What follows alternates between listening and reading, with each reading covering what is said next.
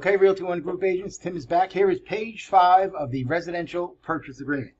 Top of page 5 is paragraph D, closing costs. In addition to the seller's expenses identified herein, seller will contribute blank dollars to buyer's lender's fees, and you have a choice here, including or excluding costs which seller must pay pursuant to loan programs, title and escrow, and or buyer's recurring and non-recurring closing fees that may include brokerage commissions not covered as part of the cooperation offered but not limited to. Different loan types, example FHA, VA conventional, have different appraisal and financing requirements which will affect parties' rights and costs under this agreement. So on this line here, again, where I have 0, you could put any number you want after you consult with your client. You could put $10,000. You could put $5,000. You could put 0, okay? It's not uncommon for for buyers to request the sellers to pay some of their closing costs. I don't recommend necessarily putting in a percentage. If you notice, there's a dollar sign at the end of this line. Some agents will go like this and put in 3%. That's not what goes there. If you notice, I can't even put in a percent sign, okay? But calculate, if you're going by 3%, if that's what the lender is recommending and that's what the buyer needs, calculate $400,000 property, 3% is $12,000. Here you'll put in $12,000 as your closing costs that you're requesting the seller to pay on your behalf for your buyer, okay? Just keep in mind, the downside to this is that the seller doesn't want to see this, right? The seller doesn't want to pay buyer's closing costs if they don't have to. So by putting that there, that will weaken your offer. So just keep that in mind, okay? So that's why I have 0. E, home protection plan. We also call that the home warranty. Buyer and seller acknowledge. Let me go backwards. If you do put a number in here, always check off including. Never check off excluding, okay? Including will cover all various expenses, various closing costs, title and escrow fees, plus potentially your buyer's agent commission if possible. But again, that's something you'll talk to the lender about, but you always check off including. All right, section E, page 5, home protection plan. Buyer and seller acknowledges that they have been made aware of a home protection plan that provides coverage to the buyer after close of escrow. Okay, now here you have a choice. Your buyer could waive it or your buyer requires it. So we recommend you put requires. A home protection plan with, put one of our vendors in there. We have 3. For this example, I put American Home Shield. And you have a choice. You want the seller to pay for it or do you want the buyer to pay for it? Now again, you represent the buyer. So we want you to we recommend you checking off seller. This is very common in Las Vegas on this paragraph for the buyer to require the home warranty and ask the seller to pay for it, okay? Seller will pay for the home protection plan at a price not to exceed $815. This is very important. I didn't just make up that number. That's the cost of the most expensive plan. I think it's called Shield Complete at American Home Shield. You need to know these numbers. Just don't throw in there 500 or 400 or 695. Find out which company you're using. In this case, it's American Home Shield, and I know to put in 815.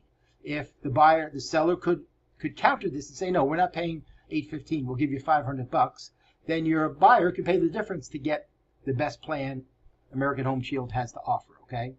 Buyer will order the home protection plan. Neither buyer nor brokers make any representation as to the extent of coverage or deductibles of such plans, okay? Paragraph 10, transfer of title. Upon close of escrow, buyer shall tender to seller the agreed upon purchase price, and seller shall tender to buyer marketable title of the property free of all encumbrances other than 1, current real estate taxes, 2, covenants, conditions, and restrictions if there's an HOA, also known as the CC&Rs, and related restrictions, 3, zoning of master plan communities or public utility easements, and 4, obligations assumed and encumbrances, spit it out, Tim, accepted by the buyer prior to close of escrow. Buyer is advised property may be reassessed after close of escrow, which may result in a real property tax increase or decrease. Okay, very important. There's a chance that the property taxes will go up based on the new home value, because when these people bought it, they may have purchased it for $400. Now you're buying it for $800. So there's a chance that your new buyer's taxes on the property will go up.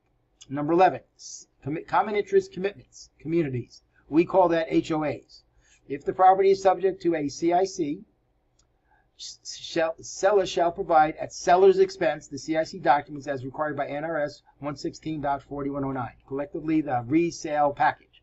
Seller shall request the resale package within 2 business days following acceptance and provide the same to the buyer within 1 business day of the seller's receipt thereof. This is very important. If you're the buyer, you want to stay in touch with the listing agent to see if they are indeed ordering the HOA resale package within the first couple of days of escrow being open. A lot of listing agents do not do that.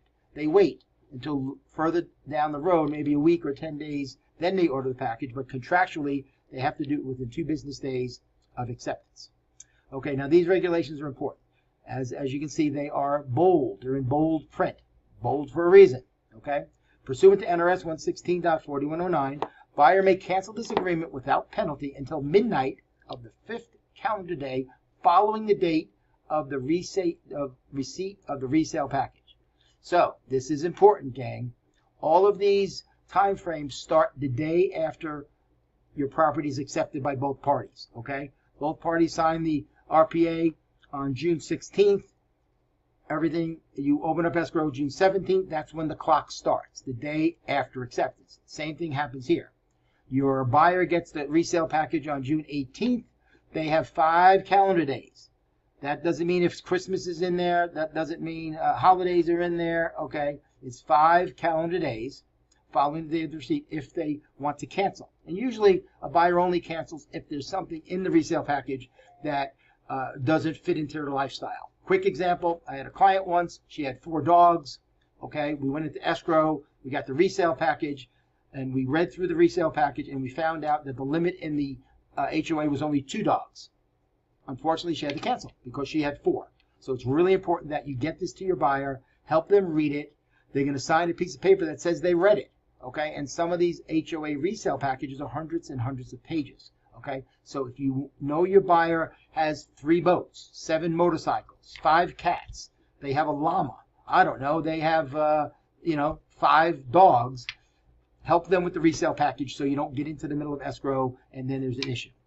If the buyer does not receive the resale package within 15 calendar days following the date of acceptance, this agreement may be canceled in full by the buyer without penalty. This is important. Again, another way for your buyer to possibly cancel the transaction, that if you went into escrow June 2nd, by June 17th, your buyer should have the resale package.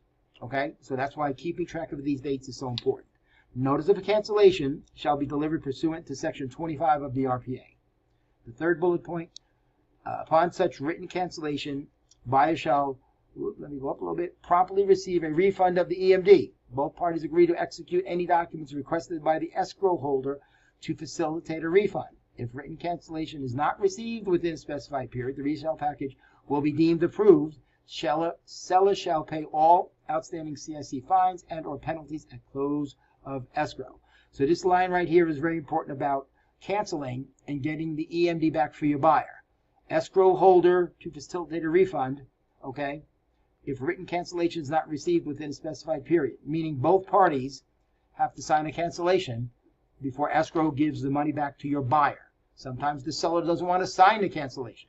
Therefore, your buyer will not get the EMD back in a timely manner. Okay? When this occurs, myself or Wendy or one of the managers will talk to you about what happens when that situation arises. Okay? Okay, paragraph A, CIC-related expenses. Identify which party shall pay the costs noted below, either seller, buyer, 50-50, waived, or NA. All of these have drop-down menus, like I showed you earlier. For our illustration here, we want you as the buyer's agent to put seller in all of these boxes. CIC demand, final inspection fee, CIC capital contribution, and CIC transfer fee setup. We'll talk more about these in specific trainings. Also, you'll talk more about it with your escrow officers. Just so you know, all of these expenses, as of when I'm recording this, May of 2025, are about $800. Okay, so if your buyer says, well, Tim, what if they don't want to pay these? What if they counter me and they're going to ask me to pay for all these things? Let your buyer know it's about $800 so they don't get blindsided by it. Okay. Number 12, disclosures. Within 5 calendar days following the date of acceptance of this agreement, seller shall provide the following disclosures and or documents. Check the applicable boxes. So you as the buyer's agent, you're going to check off what you expect within 5 days of the agreement being accepted. You're always checking off seller's real property disclosure, okay? Open range disclosure would only happen if you're typically buying something in northern Nevada, or where there's cattle, where there's horses, where there's, animals running around, okay? In my 17 years in Las Vegas, I've never requested an open range disclosure, okay? Construction defects claim, you could check that off if you think there was any issue with construction defects or lawsuits from the builder, but typically that's not checked off, but you can, okay? Lead-based paint, you're only checking that off if the property was built before 1978. If it's a very high-tech property, okay, brand new, couple of years old, has Bluetooth for everything, you might want to check off it's a smart home disclosure right here, okay? And if there's the property has solar, you want to check off solar panel addendum. Very important if there's solar, okay? Then again, at the bottom, each party acknowledges that he or she has read, understood, agrees to each and every provision on this page, unless a particular paragraph is otherwise modified by addendum or counteroffer. There's my client, Derek Jeter. He's going to initial. That's the address, and then the seller is going to initial, okay? All right, gang, thank you for listening. That was page 5. One more to go. See you back here shortly.